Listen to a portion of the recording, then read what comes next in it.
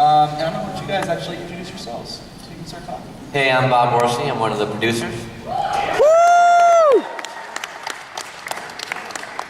I'm Dwayne Capizzi. I'm one of the producers and the head writer. Yeah! My voice is shy. David Hartman, I'm the supervising director slash art director. Woo! And I'm Christophe Vacher. I'm the supervising color designer. Nice, yeah. I'm Aaron Archer. Often I'm the special thanks to guy and the Robot Rhode Island guy. Aaron Archer. So we thought, we came here last year and talked about this little show that we were working on and showed you guys some images early on, and now you guys have seen the show. Apparently you guys like the show, which is nice. Yeah! So we thought we'd spend this morning just talking a little bit about what went into actually making the show, now that we can talk about it and talk about all the awesome stories and characters and art and color and Hasbro stuff. I think that covers everybody. So I figured we'd actually start with the Hasbro end with Aaron. There's been so many different Transformers iterations, the classic G1 series, Beast Wars, Armada, movies, everything. So when Hasbro Studios really got started, what on the Rhode Island side were you guys interested in a new Transformers animated series? What did you guys want to get out of it? Yeah, well, first off, the movie changed everything, obviously. Changed everything for the brand. And we were doing animated at the time. You're welcome. Yeah. And, we had to have a hard look. We always innovated and changed styles and features and ideas. And that movie made it a cultural brand, not just a toy brand. Everybody knew it. And then, so we couldn't be as cavalier as we once were with the freedom of things for toy purpose. So following the movie idea that it was realistic and where could that go was really early days. We knew we had to hit where the fire, whatever, hit where the thing was. Spit it out. Long night for me last night. I don't know if any of you know that. Long night for everyone, So, especially Moon. and these guys came on board and had some ideas, and they were already in that realistic camp that the movies were in, and how can we make it even more exciting and tell better and crazier stories amongst the robots. And then these gentlemen and some fine ladies really took it from there. That works. That was a good answer, even if you did have a late night. I kind of So speaking of the movies, so Bob, you and Alex worked on the two movies. You guys kind of made your mark on Transformers, like Aaron said. You guys kind of changed everything. So why do more Transformers? Why do an animated series after you kind of did the biggest movie of all time? Because you can do stuff in the animated series that you can't do in the movies. In the first movie, it was a story we wanted to tell, but it was also, it happened to also conform with the realities of live action, in which every second of watching a Transformer on screen is extremely, a lot of time and work and money goes into it, and you can't do everything you want to do. And with an animated series, you can spend as much time with the Transformers as you want. And also you get to spend longer character arcs that we've had a chance to develop that you can't do in a movie. A movie is like a one-time thing. It's got to stand on its own. But a series, you can do more unexpected things and more surprising things because they're over a long period of time. And finally, I wanted some nominations, some awards, like Single God, 6 Emmy nominations for the show. Yeah! So thank you for that. We actually have a winner up here, Christoph. Yeah! Why am I screaming? Let's not get to my So now I'm done. Thanks, everybody. Speech, bear. And Dwayne, why don't you talk about, as everybody knows, everything begins with the story. So, those early days, we're doing Transformers, we're going to do a new series. What were the early conversations like? Dwayne, you came in with your story expertise. Well, I think both Aaron and Bob touched on it. Aaron with the realism that the movies brought, and then Bob with the sort of long-form arcs, if you will. We come into this knowing that we have 26 probably 52, hopefully 65 or beyond, and it's sort of about pacing yourselves and, you know, not opening with a showstopper, although we sort of did with that 5-fighter, didn't we? It's, you know, having a sense of how to give the characters time to unfold the layers and unfolding layers of not only their personalities and quirks, but the amazing backstory that we have, you know, in drawing from all things, G1, Exodus, etc. So I think that was really key. You know, I know that a lot of fans like to get in there and see backstory right away and flashbacks and wait for it. All that stuff is there, and we've already touched on that soon, but there's more coming.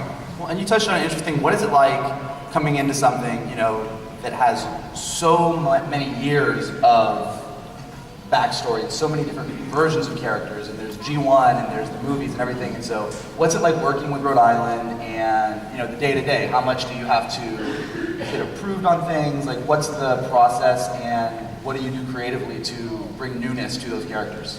Well, twofold. The Transformers franchise as a whole and all the, you know, close to 30 years of history there, it's darn intimidating. You know, you sort of absorb it all, and then you gotta just put it aside and kind of do our thing. The 300-page Bible. Yeah, 354. But that said, the people of Rhode Island have been an extraordinary resource, and the synergy is amazing. And actually, I just have to take a moment to shout out to everybody involved. We have the greatest executives and creative consultants I've ever worked with on any series on this. You know, from the Kurtz Minorsi camp and all of their people to Aaron and his people, to the hub, you know, Scott and Donna in particular, the people at our studio. I've never worked on a show where every executive just wants to contribute to make the thing better. You know, there are no agendas, there are no egos. I said this at yesterday's panel, it's amazing what this property inspires in both the fans and people working on the show. It's just, I've never seen such levels of passion. Anyway, I've gone on for so long with that shout out, I forgot the damn question.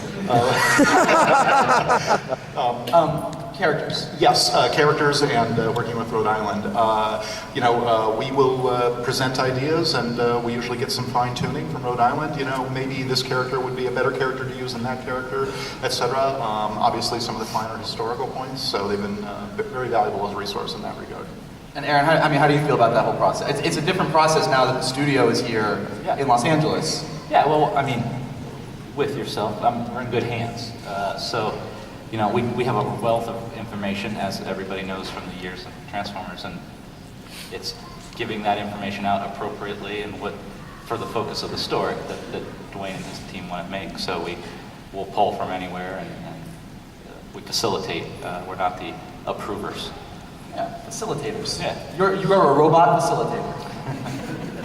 That doesn't sound good. So Dave, what about on the visual side? I mean, kind of the same thing. You know, there's been so many different versions. There's so many looks. You know, I mean, even with the IDW comics, I mean, Transformers is such an iconic brand. So what do you do when you come in and you're like, well, let's do this iconic brand and let's stay true to it, but let's make it new and fresh for the audience as well? Well, first, brought in the people I trusted most, like Jose Lopez is our character designer, Vince Toyama, who's our Emmy-winning BG supervisor, and then Christoph, who knew his work from the movie 9, so we brought Christoph in. But really, you know, we went back, all of us were fans of the show from the G1 series when we were kids. So going back to that original G1 feel that I had when I was a child, where I'm acting all this out with my toys, and they're the most, you know, the baddest ass stories you've ever invented as a kid. You know, you're doing all this stuff. It's like, oh, now I can tell those stories I did when I was, you know, 10 and put it on the screen. So when you were 10, did you have zombie robots? Yes, I did. Yeah, they were all broken and stapled together. And how do you guys feel about zombie robots? You never have too much undead. But, you know, visually, as far as the characters go, you know, Jose has a very distinct style, but I think it lends itself towards what was originally done with the toys in G1 and all the things we loved, but yet still has the modern approach to it. And then Jose does have experience in the industry, so we needed somebody who can be able to take these models, take the toys, and actually make it work into a CGI space where we actually have to make these things transform and make this engineering work, which is where we work pretty closely with Rhode Island, the engineers, and how to make these things actually work and can't cheat it on screen. If you actually pause each one, you'll see that these things actually transform. Well, no, that was actually the big question early on, Aaron. I remember, there's lots of discussions about, will these transform right? What is transformation? How does it work? And I actually remember when you guys were at the studio, we showed you like that 30-second clip that we showed at Comic-Con last year. And it was that moment of like, yep, this is awesome. Yep. Yeah, totally. We were good hands early on. Dave, I'm actually a fan of his art. And once I saw his stuff and knew he was on that show, I was like, this is going to be even more fun. Yeah, thank you. And so Christoph, as we said, Christoph is one of our Emmy Award winners on Transformers Prime. We actually were nominated for 6 Emmys, like Bob said, and 2 of them were Special Achievement Emmys, Christoph and Vince Toyama in background. So that's awesome. Like they just get it. There's not a nominees. Like someone looked at their work and said, this work is so good that we just have to give this person an Emmy. Yeah, so they only pick like 4 a year. Yeah. And we got 2 of them. So that's not too shabby. Nice. So Christoph, why don't you talk a little bit about like what your role is on the show, and what a Colors does for the show, and then talk a little bit about, aside from your inherent awesomeness, what you think it was that people recognized in Prime that made them say this deserves an Emmy in the world of animation for color. I actually look at all the lighting and color and texturing on the show, and I actually try to basically develop emotion through that. And this is actually an aspect that is not necessarily usually very developed in TV animation. As Dave was mentioning earlier, I came from feature animation. I came from the movie 9, and I worked for Disney for many years. And when I saw what they were trying to do, what they apparently wanted to do on Transformers, I was very interested because I grew up with that stuff. So I wanted to try and bring something a little more edgy, and Dave and I had a very similar vision right away, so we connected very well. And I thought it was a good opportunity to actually bring something a little different to TV animation, and especially the fact that it was Transformers.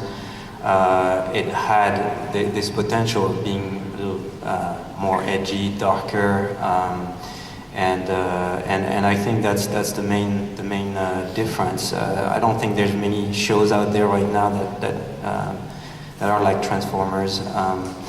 So it was for me, it was like stepping away from the traditional sugar-coated kind of animation and just bringing something a little more adult maybe, or maybe just a wider type of audience. The fact that there were the movies also really helped. So we were trying to do something maybe in between what the original series were, the 2D series, and what the movies were, although of course not with the same budget. So we had to try to raise the bar with the tools we had, and we were, I think, pretty happy with the result. So Dwayne said it best, and Dave, we're all sort of geeks working on the show, which is the coolest thing in the world, because everybody loved Transformers. I mean, everybody who came on the show just had an inherent love for the property and was thrilled to work on it. So now that we're, a year in working on season 2, what's your favorite geek out thing about the show? Is it like your favorite character, your favorite moment, the thing that we got to do that you never thought you'd be able to do? What's the thing that you just love? We can just go down.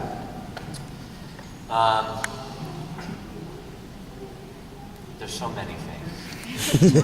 My favorite thing is finally being able to have them have a home base, like a bat cave or something, the Transformers base. And where is that toy? Now. Play set. Aaron. I want to be able to drive the Optimus into the thing and get a car wash or something. It sounds like a Comic-Con packaging opportunity. Just always like the idea of this is where they hang out. Now I can hang out with them every week. That's the thing you can do in the show that you can't do. Like Bob, I don't even know where to begin. There are so many things, so many characters that I love so much. Every episode is like a child to me. But I think I want to answer by just sort of going back to your original question, or in some of the things that they've touched on. I'm going to say I love the tone of our series, and that one of the biggest challenges coming into it was sort of picking up where the movies left off, but still pleasing G1, pleasing ourselves. And I think in an interesting way, well, let me also say that we also went into this knowing that there might be a whole world of new 7-year-old viewers, and that this might be their G1. So we felt it was really important to not leave any kids in the dust. We wanted to please the fans, the diehard fans, and also bring in a new generation of viewers. And I think that was sort of like the most intimidating thing. But that said, I think our series manages to strike this balance between having spectacle and being kid-friendly and being funny, but also, I think, really striking an adult tone. Yes. I mean, in some parts, with the limitation of doing a CG show on a television animation budget, having limited assets, it's no secret that we can only bring in X number of character builds per season. Which is one reason that we populated the Decepticons with these sort of faceless troopers. It was a way to keep the balance shifted in favor of the Decepticons, keep our heroes the underdogs. That's why it's SpaghettiOs for lunch every day. But it forced us to really put the characters under a microscope and let the characters drive things. But the last thing I want to say on this is that ultimately, given what we have and given the history of these characters and this sort of backstory of the war for Cybertron sort of affecting everything they do, it's in some ways thematically also a series about war and the effects that war has on people and characters. And we didn't want to package that as entertainment. I think there's some very moving elements in the series and in dealing with how the war affects the characters and the history they bring into the present, the current timeline of our series.